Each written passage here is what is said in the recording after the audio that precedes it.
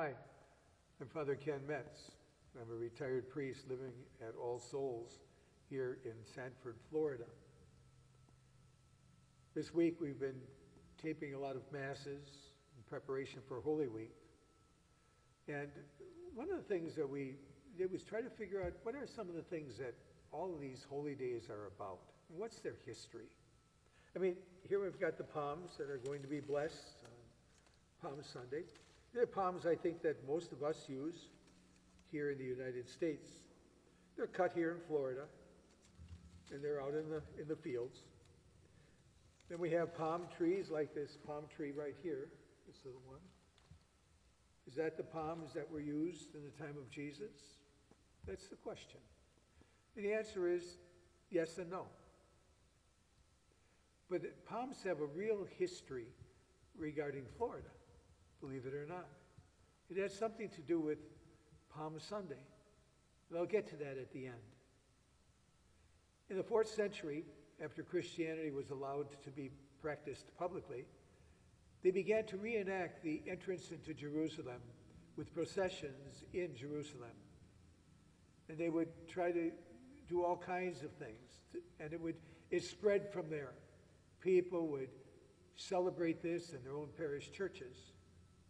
What they would do, sometimes the person represented Jesus would be either the Eucharist, holding the Eucharist in the monstrance, or sometimes it would be a statue of Jesus. Sometimes it would be a crucifix.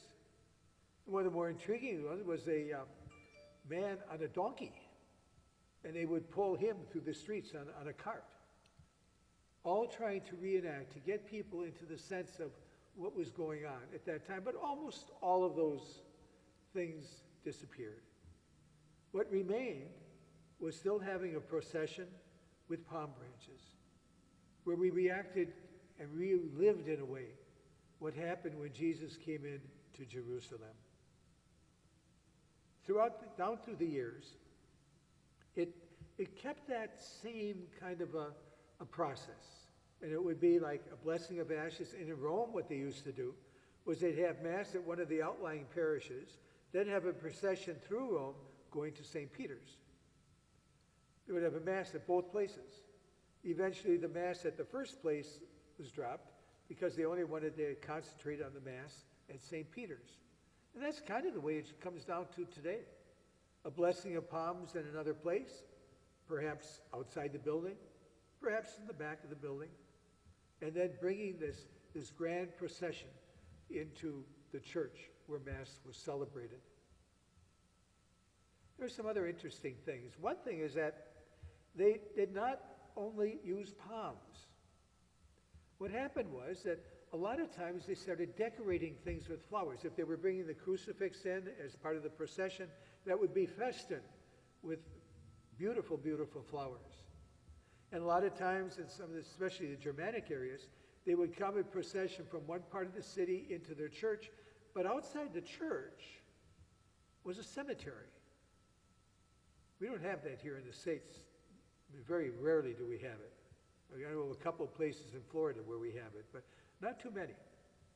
And what they would do is they'd come into the cemetery and the procession would stop, and then family members would go to each one of their family tombs, their family grave sites, and they decorate the place with flowers.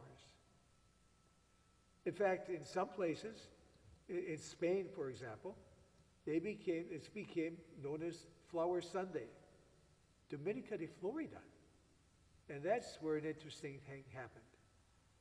Because if you remember your history down here in Florida, Ponce de Leon arrived and saw Florida for the first time on Palm Sunday. And so designated it La Florida, because it was on Florida Sunday, or Sunday of Flowers, that he saw Florida for the first time. So that's how we got our name down here. And it's tied together with Palm Sunday. Now, there's one other question. And I think it's an important question.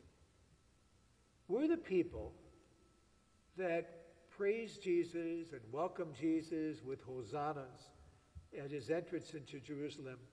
Were those the same people that 4 days later turned against him.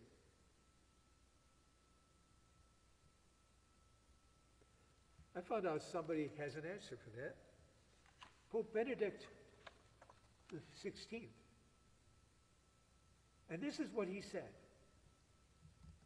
All three synoptic gospels, as well as St. John, that means all the gospels, make it very clear that the scene of the messianic homage to Jesus was played out on his entry into the city, and that those taking part were not the inhabitants of Jerusalem, but the crowds who accompanied Jesus and entered the holy city with him. The point is made most clearly in Matthew's account through the passage immediately following the hosannas to Jesus, son of David. When he entered Jerusalem, all the city was stirred, saying, "Who is this?" And the crowd said, "This is the prophet Jesus from Nazareth in Galilee." They didn't know what was happening. People had heard of the prophet from Nazareth, but he did not seem to have any importance at all for Jerusalem. The people there did not know him. The crowd that paid homage to Jesus at the gateway to the city was not the same crowd that later demanded his crucifixion. I think our answer today, or our question today, is what crowd are we in? What crowd are you in? What crowd am I in?